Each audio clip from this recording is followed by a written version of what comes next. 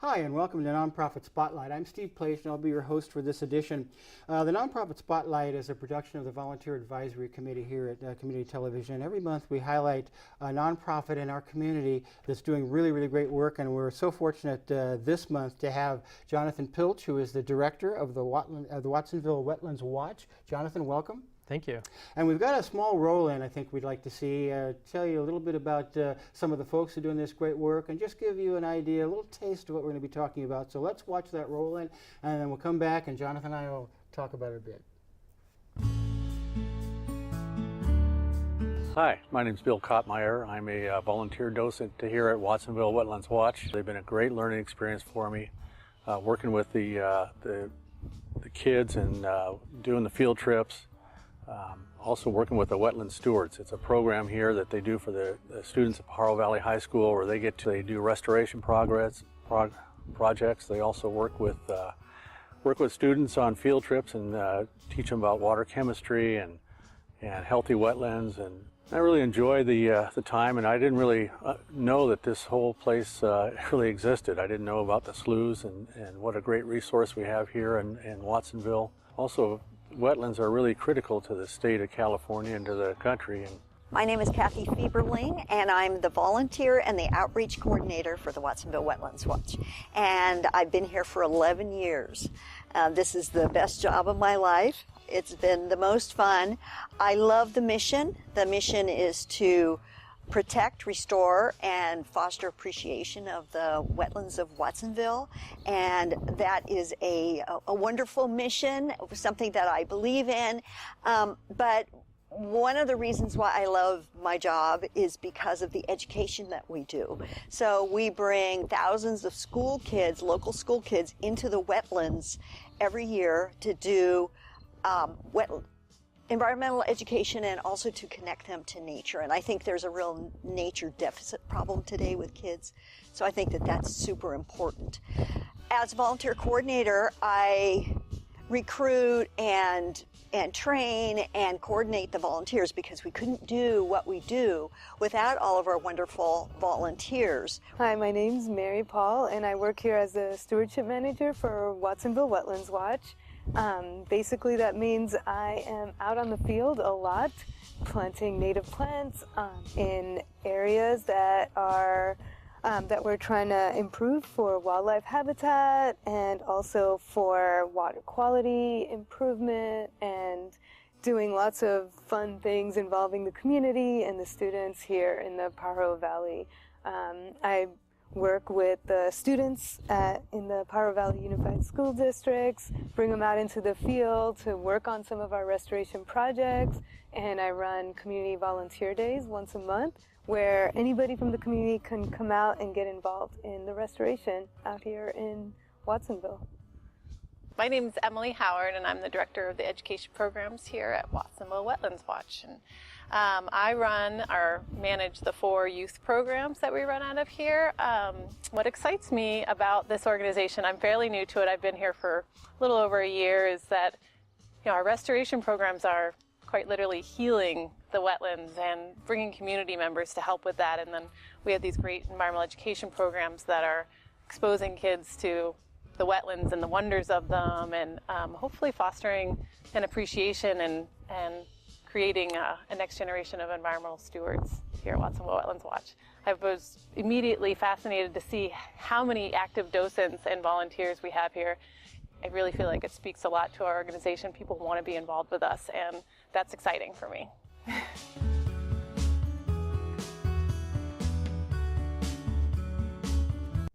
And that's a great role, and just gives you a glimpse of the beauty, kind of the majesty of the wetlands out there. They're mentioning the number of volunteers and docents you have. Now, how many do you really have?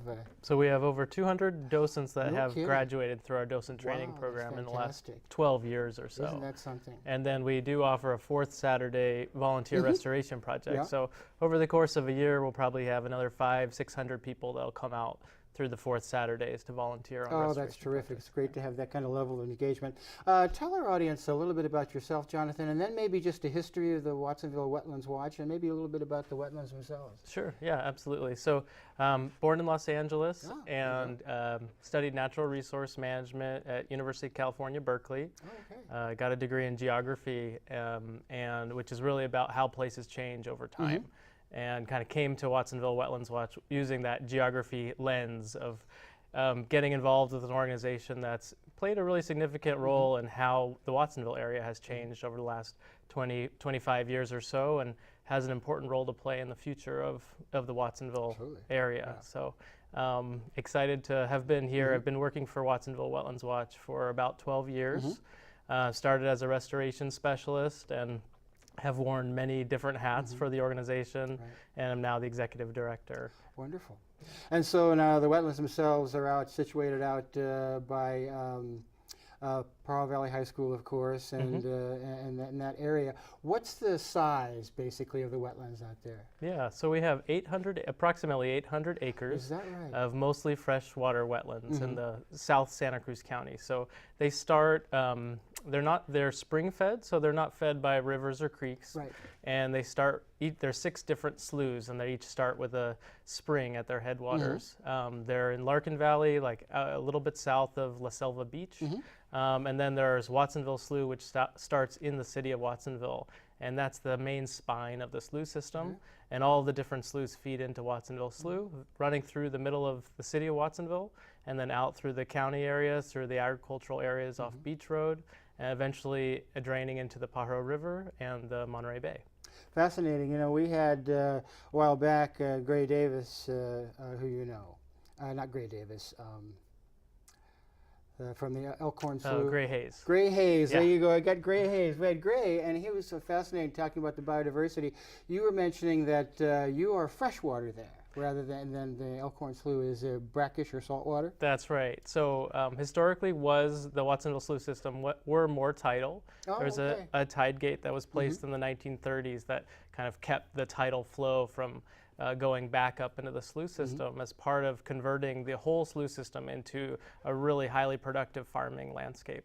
Starting in the 1880s, so really early in California history, the Pajaro Valley was this really incredibly productive agricultural area. And so the sloughs were drained. They were tile drains and large ditches that were kind of created through the center of each of the sloughs so that they could be farmed. And tide gates were a part of that process. So there's 800 acres of freshwater wetlands. Wow. They're the 3rd largest freshwater wetland system on the California coast. Interesting. And it's pretty amazing in that not that many people in Santa Cruz County really know the extent of the Watsonville wetlands. No, I should say not. And that's wonderful work you do out there. Tell us a little bit about the Fitz Wetlands Educational Resource Center. That sounds wonderful. It's on the campus of Pajaro Valley High, of course. That's right. Yeah. So in 2005, we opened the Fitz Wetlands Educational Resource Center, which is an environmental education center and community center. Pajaro Valley High School is situated right above the wetlands. And so part of establishing a high school out there was a mandate that it be an environmental high school and that there be an environmental education center right on the high school campus. It's this really unique thing to have a nonprofit based on a high school campus. That's fantastic. Yeah. And that was mandated by the state of California? It was by the permit that approved, the coastal development permit that approved the high school being built out there. Wow. Yeah. And now you have a very ambitious wetland steward program that we were talking about. Tell us more about that, because I think that's a wonderful program to get young people engaged in really appreciation of not only nature itself, but specifically the wetlands and the biodiversity within that. Yeah, absolutely. So we have 12 high school interns that are enroll in a paid internship every year, and they become the wetland stewards.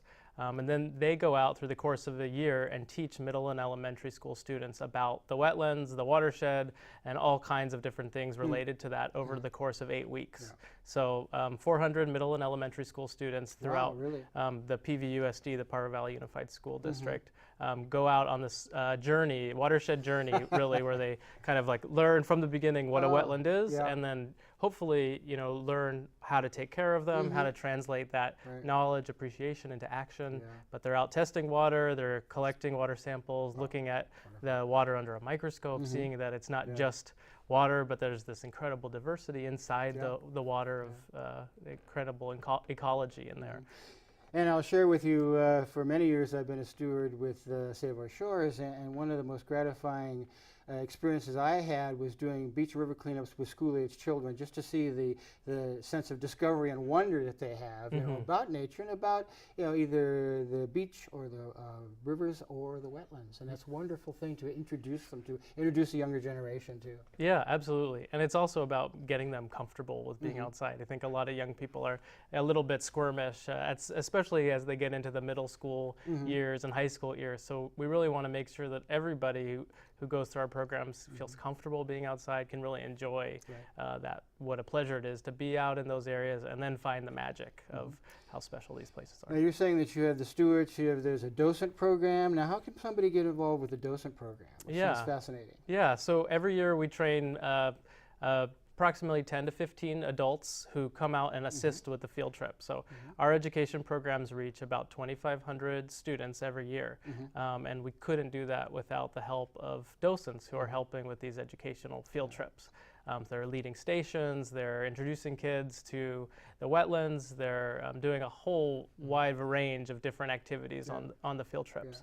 Every January we start a docent training program. Okay, good. It lasts 8 weeks, and you get a really in-depth perspective on the history of the wetlands, cultural history, learn about the Native American uses of the wetlands, birding. You get to learn how to be a birder and teach others about bird identification, which is trickier than you might think. I would say, yeah. And a whole host of really wonderful learning opportunities for docents, and then they become volunteers. And like I say, we have a great cadre of volunteers, over 200.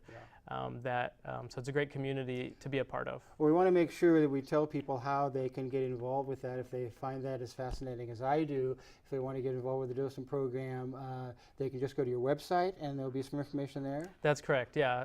They can go to our website, which is watsonvillewetlandswatch.org.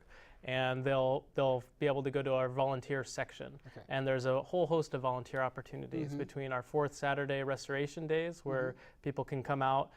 What's really wonderful about the restoration volunteer projects is that you get to go out to different parts of the slough system that are not necessarily open to the public. So they're within the 800 acres, most of it is privately owned. There is large sections in the city of Watsonville along the city's trail network, and some open to the state lands that are open to the public. But on our volunteer days, you get to go out to these little pockets that aren't normally visited and help plant native plants or do different restoration projects. So it's it's fun, it's family, it's fun for the whole family, but it's also a great opportunity to get out to some places that you wouldn't normally get to. And I think it really introduces particularly young people to the scope of our biodiversity, which is really so huge. And it's particularly, California has one of the largest biodiversity bases in the world, really. Yeah. And to be able to get out there and really talk about that and have somebody knowledgeable explain and introduce you. So this is, this particular thing is a wonderful approach, I think, particularly for young people. Yeah, absolutely. And we really our programs are very inclusive, so we do a lot of bilingual programs. So there's or even for monolingual Spanish speakers, there's opportunities.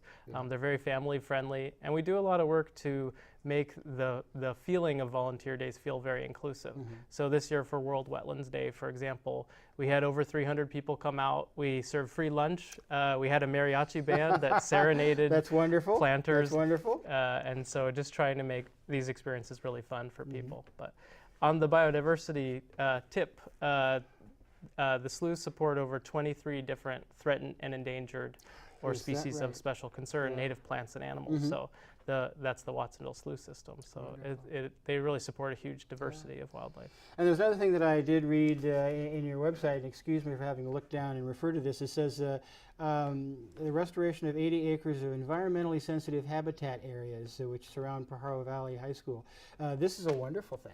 Yeah, absolutely. So the other unique part about Pajaro Valley High School is that when it was started, we converted over 80 acres of active agricultural lands to natural habitat areas. is that right? So a lot of students have a hard time. It's going on field trips. Like you need to get a field trip permission form. You need to pay for a bus.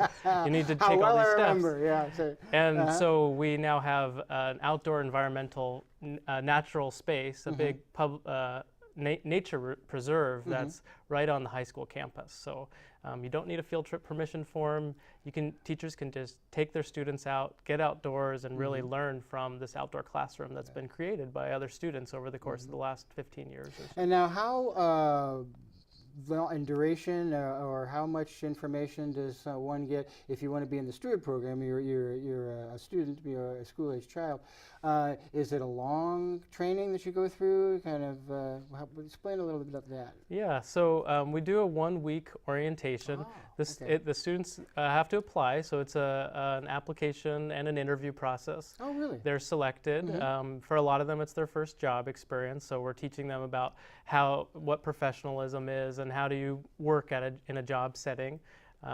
They go through a 1-week kind of training, which involves a camping trip and kind of lots of different wetland information. And then every Tuesday, they do an enrichment. So over the course of a whole year, every Tuesday, they're meeting with professionals in the science field.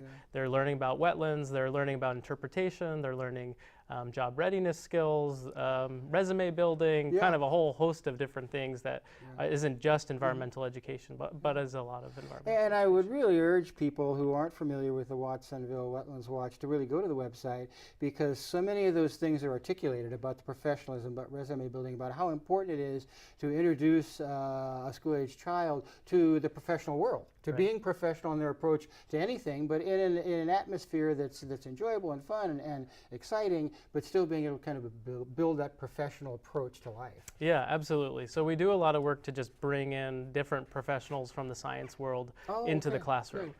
We think that's really important. There's incredible wealth in this area No question about that. professionals, and these students have a tremendous opportunity to move into these career fields.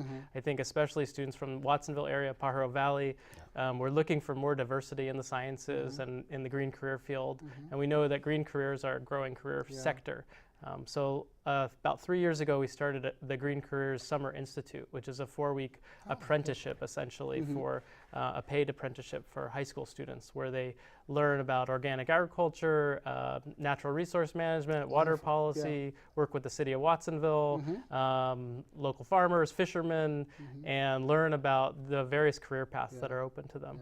And I have a lot of appreciation for the city government in Watsonville. They're great people. They're very community-minded. They're really always interested in community building. You know, Felipe Hernandez and now the Mayor Oscar Rios, people like that, Karina Cervantes, of course, people who really are interested in these kinds of programs and extremely supportive. Absolutely. We have a really close partnership with the city. I think they've built an 8-mile trail network that's fantastic around the slough system. I think for folks who haven't had any experience with the Watsonville Wetlands, they should know that there's this amazing trails network throughout the wetlands that the city has built.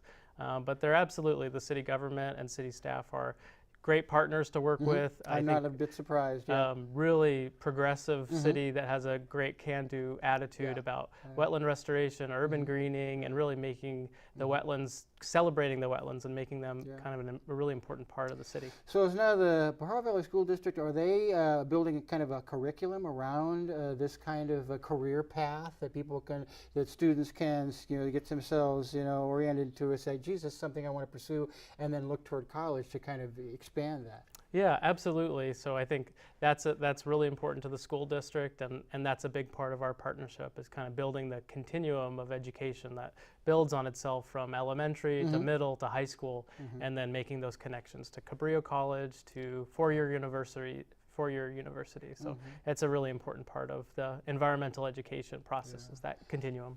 And I think it really does enhance students' prospects not only for graduation but advancement and extending their education and their professional horizons into something that they really would be interested in that's really in their home almost. This is where I went to school. Gosh, I'm right in the middle of the Watsonville Wetlands. Maybe I would like to do this and study biodiversity or study these things, and to give them the opportunity to really get a foothold in it rather than just being kind of a casual encounter. Geez, that was fun, and I'll do something else tomorrow. But this is really a career path. Yeah, absolutely. And I think one of the most gratifying things of watching this organization and being part of it for the last 12 years or so is I've been able to observe wetland stewards who have gone through our programs. Maybe they started as an elementary school student or a middle school student, became stewards and teachers, and then have already now gone through four-year universities and are moving back to Watsonville to make really positive contributions. Marine biology, in social services, but kind of with that concern for the community and concern for the environment. And I can't say enough about that kind of a mentoring through experience model. It is so vital, I think, for school-age children, and particularly people who are following their career paths, to kind of circle back around and impart some of that information, that love of doing that, to other people in their own communities. Yeah, absolutely. I think that's the power of our Wetland Stewards program, is that peer-to-peer model. It's not just a teacher telling you that this is important, but it's your peer, it's a high school student, someone who's your brother or sister's age. And then there's the adult docent part of that, which is, we feel it's really important for young people to know that their community cares about them and their future. And so our docents are there, they're volunteering their time, they're saying, this matters to me, that you learn this about the wetlands and you experience the magic. And I think concern for the environment kind of bridges the generational gaps, particularly now. I was just recently at a activism fair of one of the high schools, and the climate change table was the most popular of all. All the kids are over there saying, what can I do about the environment? How can I engage in this to really protect the environment for my generation or future generations? So there's that kind of level of engagement that you are able to tap into and say, here's an opportunity. Absolutely. And I think it's interesting that climate change is probably, I don't think that amongst the high school age, there isn't a lot of doubt that climate change is happening.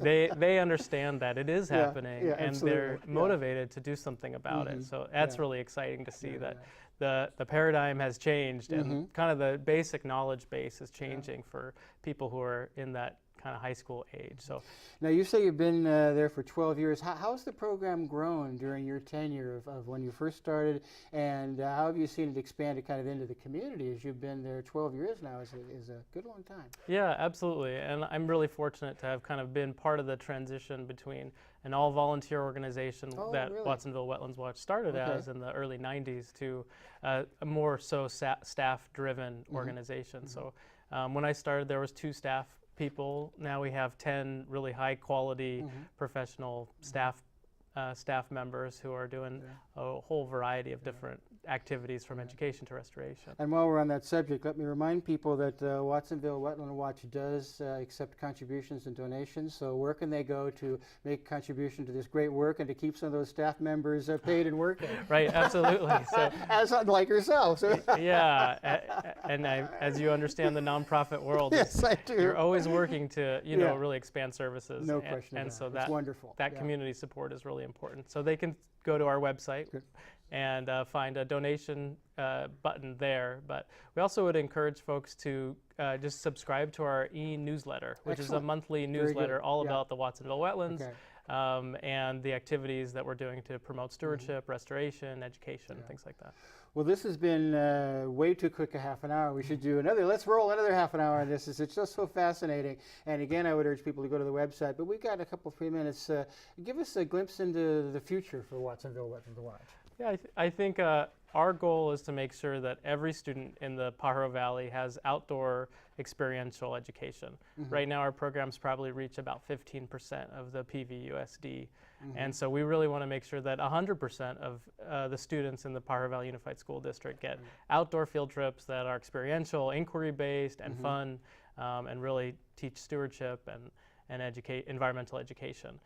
We're also really focused on urban sustainability. So using the very good. Watsonville Wetlands Very as transportation corridors, green belts, expanding the trail system in Watsonville, and working with our agricultural partners to do water quality improvement projects, a whole host of different projects that we're excited about to really expand the envelope of not just the health of the slough system, but really in a way that's integrated with the city landscape and the agricultural landscape, and really move forward on some aggressive and ambitious restoration projects. And I think that's a wonderful holistic approach where you're involving, not only environmental concerns, but agriculture and city government and expanding paths and doing that kind of thing. Does Watsonville, of course, you're talking about the 8 miles of paths that they've built through the wetlands itself. Are they actively interested in developing more? Yeah, so in 2012, the city adopted an urban greening plan, and it calls for a 33-mile trail network that will use the sloughs, the rivers, and creeks as green belts for new trails. And so we're actively working to try to get to that 33 miles, 1 mile at a time. Right, but you're actually involved in that process, and of course, you'll be able to have your docents out there kind of directing people away and getting people in Watsonville, and particularly the young people out there, and really appreciating what they have in terms of the natural wonders that are the wetlands and all the environment. Yeah, absolutely, and it's not just about public access, it's about public education. And when we do trails, we want to make sure we're doing restoration projects and habitat improvement at the same time. So they're multi-benefit. Do they, now when you have the trails, do you have signage along the way that will kind of point to a particularly interesting habitat or conservation thing is happening? Yeah, absolutely. There's interpretive signage. Exactly right. The word I was looking for. Yeah. I'm glad we have you. Yeah, and there are groups that are working on some audio tours, so like cell phone-based tours. And we have visions of doing more cell phone tours and English and Spanish that you don't need to just go stand at a sign, but they're more interactive and you can get a lot more information that way. So we're working on developing some new interpretation. Yeah, and that's kind of what the future brings to all of us, as the advent and the advancement of technology does often educate us better and more readily and more accessibly.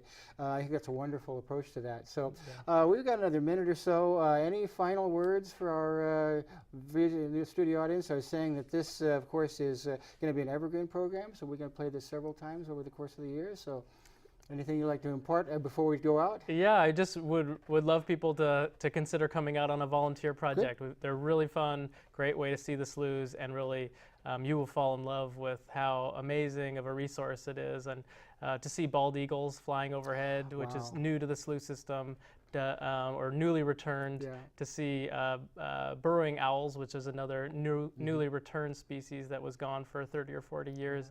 There's a lot of wonderful things happening in Watsonville. Well, it certainly captured my interest, and even as a Santa Cruz resident, you can bet that I'm going to go out there and take a look at the Watsonville Wetlands myself. Jonathan, Pilch, thank you so much for all of your good work. Once again, people, please go to the website, make a donation, contribution if you can.